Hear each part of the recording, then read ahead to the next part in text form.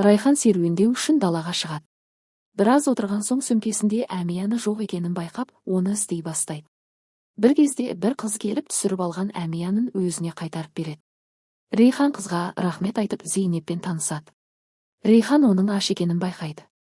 Содан тамақ алып береді. Зейнеп Райханға рахмет айтып үйіне қайтады. Ал Рейхан қыздың соңынан еріп, оның қараусыз қалған ғимаратта тұратынын көреді. Зейнеп қорқып, ешкімге айтпауын өтініп, өгей анасынан жасырынып жүргенін айтады. Рейхан оған көмектесу үшін несие картасы мен телефон сатып әперіп, қажет болса, өзіне хабарласуын сұрайды. Рейхан үйге кеш келеді. Әмір Рейханға алаңдап отыр. Ол Әмірге Зейнеп жайлы айтпақ болады, бірақ Әмір ашуланып, оны тыңдағысы келмейді. Рейхан Зейнепті ойлап түні бойы көз іле алмайды. Таңертең Зейнеп Рейханға қоңырау шалып көмек сұрайды. Өгей шешем мені іздеп жүр деп құтқаруын өтінеді. Рейхан бірден баратынын айтады. Ал Жавидан Рейханды бақылап тұрады. Жавидан Жемреге Рейханның біреумен жасырын сөйлескенін айтады. Екеуі бірігіп жоспар құрып әрекет етпек болады. Рейханның үйден шығып бара жатқанын көреді. Жемре оның соңынан ереді, кейін таппай қалады. Рейханды жоғалтып алып, бұл туралы Жавиданға хабарлайды. Жавидан ашуланып Әмірге қоңырау шалып, Рейханның телефонмен сөйлесіп, үйден шығып кеткенін айтады. Бұл кезде Рейхан Зейнепті жасырын үйіне кіргізеді. Әмір ашуланып үйіне келеді. Жавидан ұлына Рейханның ескертусіз үйден шығып кеткенін айтады. Сол кезде бөлмеден Рейхан шығып, Әмірдің жұмыстан келгенін қарсы алады. Мұны көрген Жавидан аң-таң болады. Суна ағасына Рейханмен таза ауада серуендегенін айтып, жағдайды жұмсартуға тырысады.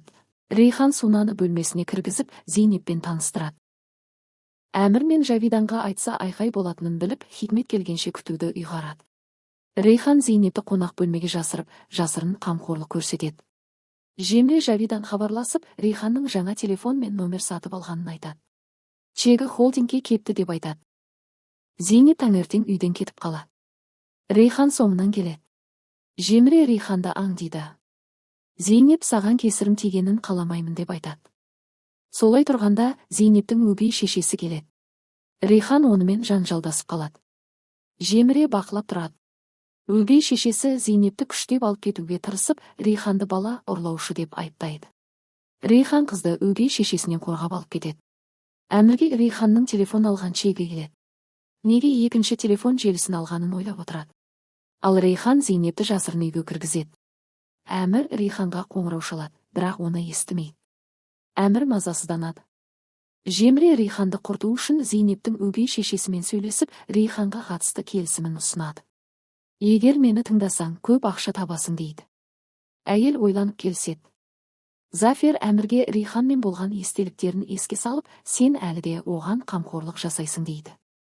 Әмір оған мазақ болғысы келмейтінін айтады. Зейнеп өгей шешесінен қорқып жылайды. Рейхан оны жұбатып, мен сені ешқашан ол әйелге қалдырмаймын дейді. Өгей шешесі Рейханға қоңырау шалып, 50 мың лира талап етіп, егер сұрағанымда келмесең сен қызымды ұрлады деп телеарнаға шығарамын дейді. Рейхан шарасыз күйде қалады. Ол Әмірмен бетпе-бет сөйлесуді шешеді. Рейхан Әмірмен сөйлескісі келеді, бірақ ол жұмысы бар екенін айтып кетіп қалады. Рейхан Сунаға жұмысы бар екенін айтып, Зейнепті оның қарауына қалдырады. Суна Зейнеп біраз сөйлеседі. Зейнеп оны құшақтап жылайды. Анамның өлмегенін қалар едім дейді. Суна оны жұбатады. Рейхан саябақта Зейнептің өгей шешесі жіберген адаммен кездесіп, оған ақшаны береді. Жемре сырттай бақылап, Рейханды суретке түсіріп алады. Әмірге банктан хабарласып, Рейханның 50 мың лира алғанын айтады. Әмір Рейханға іштей ашуланады. Әмірдің телефонына хабарлама келеді. Рейхан белгісіз ер адамға ақша беріп тұрған суретін көреді. Әмір Рейханның сүйіктісі бар, сол үшін ақша берді деп ойлап қатты ашуланады. Рейхан Зейнептің бөлмесіне кіріп, өгей шешесі енді оны мазаламайтынын айтады. Сол уақытта ашулы күйде үйге келген Әмір Рейханды қабырғаға тіреп, қолын қысып, оның рұқсатынсыз үйден бір қадам шықпауын талап етеді. Рейхан оған не жағдай болғанын айтып түсіндіруін сұрайды. Әмір ашумен бөлмені талқандап қиратады. Анасының сынған суретін көрген Рейхан оған қатты ренжіп, мұндай қарым-қатынасқа лайық ештеңе істемегенін айтады. Әмір ашуланып үйден кетіп қалады, ал Жемре мен Жавидан бұл жағдайды естіп қуанады. Рейхан анасының суретін құшақтап жылайды. Ол намаз оқып, Құдайдан жамандықтан сақтауды сұрайды. Зейнеп те өгей шешесінен қорқып жылайды. Рейхан оны жұбатады. Әмір кеңсеге келіп көңілі түсіп отырады. Рейханның суретіне қарап, неге маған бұлай істедің деп айтып отырады. Жеміре көріп тұрады.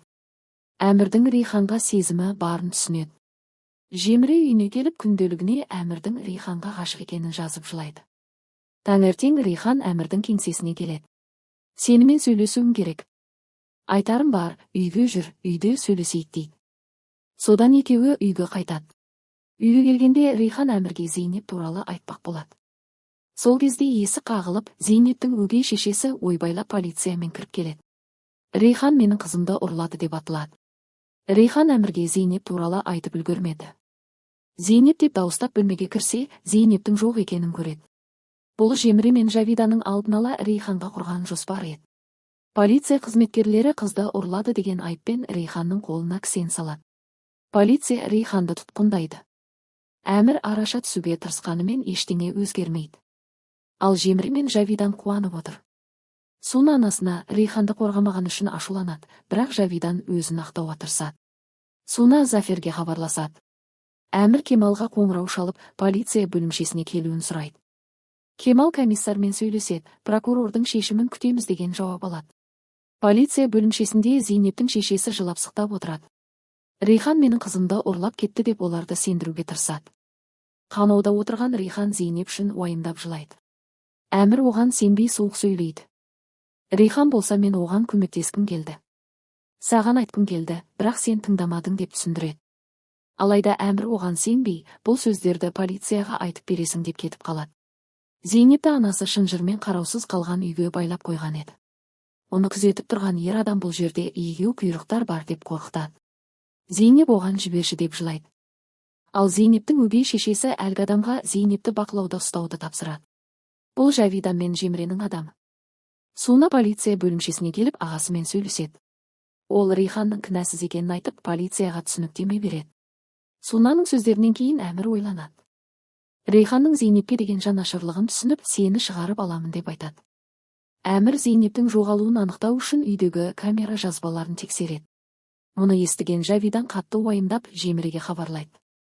Жеміре оған камера жазбаларын өшіріп тастағанын айтады. Камера жазбалардың жоғалып кеткенін байқап, көрші үйдің камера жазбаларын көреді. Күзетшісі видео жазбаны көрсетеді. Сол жерде біреудің Зейнепті ұрлағаны басылыпты. Соттың шешімі шықпай, Рейханды түрмеге ауыстырмақ болады. Мұны естіген Әмір дереу полиция бөлімшесіне келеді. Рейханға сені бұл жерден шығарып аламын дейді. Бір полицей кімге келдің деп сұрағанда, әйеліме келіп тұрмын деп жауап береді. Бұл сөзді естіген Рейхан қатты таңырқап қалады. Әмір алғаш рет оны өзінің әйелі деп ашық мойындайды.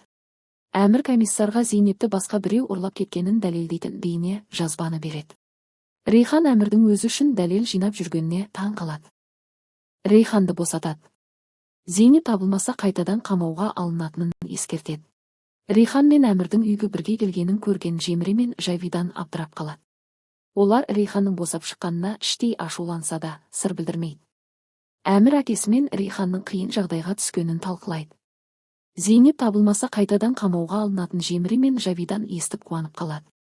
Әмір Зейнепті табу үшін детективтер тобын жалдағанын айтады. Жеміре мұны естіп алаңдайды. Зейнептің өгей шешесі Жеміреге хабарласып ақша сұрайды. Жеміре оған Рейхан түрмеге қамалғанда ғана ақшасын беретінін айтады. Ал Зейнептің аяқ-қолы байлаулы жылап отыр. Ол күзетшіні алдап дәретханаға баруға рұқсат алады. Зейнеп дәретхана терезесін ашып қашып кетеді. Әлгі адам оның артынан қуады. Зейнеп орманның ішімен қашып жартастың шетіне жүгіреді. Әлгі адамы келіп ұстайды. Зейнеп оның қолын тістеп өзі құлап кетеді. Полиция ұрланған көлікті табады. Тексеру жүреді.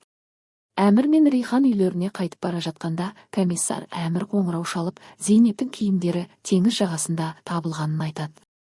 Әмір Рейханға айтады. Рейхан алаңдап жыламсырайды. Полиция бөлімшесінде Рейхан Зейнептің киімін танып қатты күйзеледі. Зейнеп әлі кішкентай ғой деп жылайды. Жавидан естіп қорқа бастайды.